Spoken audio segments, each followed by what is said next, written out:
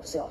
Tudo bom, ministro? Boa noite ao senhor. Prazer falar aqui com o senhor na Globo News. Eu estava recuperando uma fala do presidente Bolsonaro, dizendo que o trabalho dos civis na pasta não deu certo e por isso que ele vai colocar militares mesmo. Resgatei essa frase para lembrar que está interino hoje o general Pazuello, que era o número 2 da pasta, que até onde a gente sabe foi uma escolha do presidente Bolsonaro, ele foi comunicado, essa escolha foi comunicada ao senhor, o senhor não foi consultado a respeito do seu braço direito, tudo isso o senhor pode responder. Mas eu estou fazendo esse contexto para perguntar o seguinte: ele colocou já 13 militares na pasta. O senhor acha que, num momento como esse, da pandemia do coronavírus, a melhor gestão no Ministério da Saúde será feita pelos militares e não por como o senhor ou como o ex-ministro Mandetta? E queria lembrar também que hoje o general Pazuello foi à manifestação com o presidente Bolsonaro, se esse tipo de atuação era pedida ao presidente, uma coisa mais de defesa do presidente, da instituição presidente, do que do Ministério da Saúde. Se o presidente, na prática, eu quero saber se o senhor acha que ele minimiza o coronavírus. Antes do ministro, do Dr. Tais, ex-ministro da Saúde, responder, a gente tem de imagens, né, do ministro interino da Saúde, o Pazuello, nessa manifestação. Seria interessante, então, dividir com o telespectador. Aí estão as imagens para vocês poderem acompanhar, enquanto, então, o Dr. Tais conversa. A gente pediu até uma explicação do Ministério da Saúde sobre essas imagens, sobre a presença do ministro interino, ainda não obtivemos resposta. Desculpa, eu achei importante ilustrar o que a Andréa Sadi comentava. Sua resposta, por favor, doutor Tais. Isso é adequado? André, deixa eu te falar. A entrada do Eduardo Pazuello, ele conversou comigo. A entrada dele era para a Secretaria Executiva e não nas secretarias técnicas. E ele, quando eu conversei com ele, ele tem uma história das Olimpíadas, da Venezuela, daquele momento.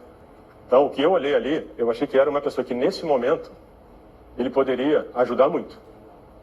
Porque eu achava que ele tinha experiência em conduzir em grandes situações difíceis. Eu posso dizer o seguinte: se eu não tivesse concordado com ele, se eu não tivesse visto nele uma pessoa certa para aquela posição, um dos dois não ficaria, ou eu ou ele. Entendeu? Então, se ele ficou, foi porque eu concordei.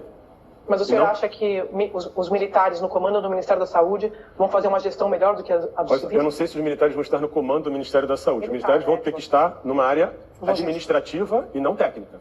Mas ele hoje é o interino, né? Hein? Hoje ele é o comandante, né? Porque na prática a gente não tem... Ele é o ministro interino. Eu não sei exatamente como ele vai conversar, e inclusive isso já havia sido conversado. O próprio Eduardo, a proposta dele, não sei como ficou, vai ter que, depois que essa pandemia passasse, que a coisa estabilizasse, eles voltariam e eles seriam substituídos pouco a pouco. E ele trazer o time dele para um momento de crise desse é a coisa mais natural que possa existir. Esse que eu te falo, a gente não pode ter um pré-julgamento porque ele é militar. Eu tenho que julgar se ele é competente ou não. Se naquele momento eu acho ele competente, porque ele veio, ele é competente. Porque mas para comandar o Ministério da Saúde, o senhor acha que não seria... Ele é o ministro interino. Nem ele pretende ficar. Pelo menos foi o que ele me passou. E o senhor acha que o presidente minimiza o coronavírus quando ele vai a esse tipo de manifestação e leva o ministro junto? O presidente faz as escolhas dele. Eu não vou julgar o presidente. Vou deixar isso bem claro. Senão eu vou estar polarizando e falando tudo que eu falei que é para não fazer. O presidente fez as escolhas dele, ele tem o comportamento dele. Ele, de alguma forma, isso vai ser lá na frente, não sei se na próxima eleição, aí o povo vai dizer o que acha dele. Mas eu não vou julgar o presidente agora. Eu não vou fazer isso. Na verdade, acho que a Cris que tem uma pergunta. Peço perdão, doutor Tais. Eu tenho, sim, ainda, doutor Tais, em relação a essa questão da demissão, o quanto pesou nesse pedido de exoneração do senhor ter sido surpreendido em público, durante uma coletiva de imprensa, com aquele decreto do presidente da República, incluindo academias de ginástica, salões de beleza e barbearias como serviços essenciais. Porque ficou evidente para todo mundo que estava acompanhando que o senhor ficou absolutamente constrangido naquele momento. O senhor foi pego de surpresa. O senhor não sabia que aquilo estava sendo divulgado naquele momento. É verdade. Ali eu não sabia mesmo.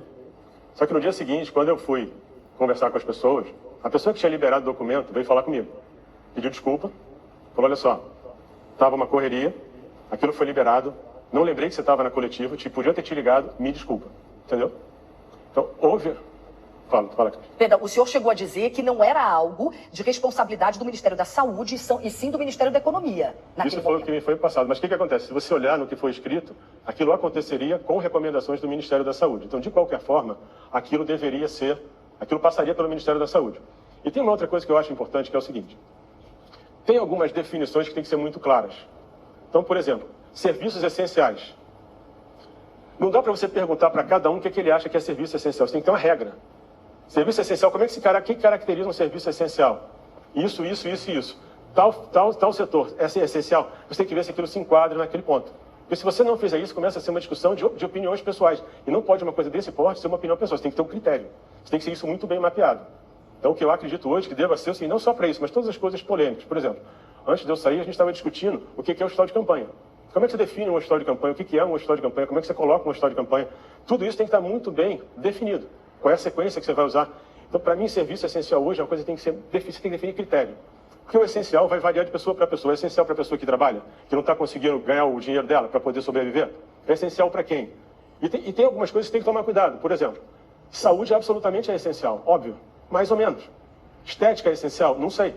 Mas hoje você não está tendo diagnóstico de câncer. Isso é absolutamente essencial. Então, mesmo naqueles grandes campos como a saúde, você vai ter áreas diferentes. E elas vão ter que ser definidas em termos de prioridade, entendeu?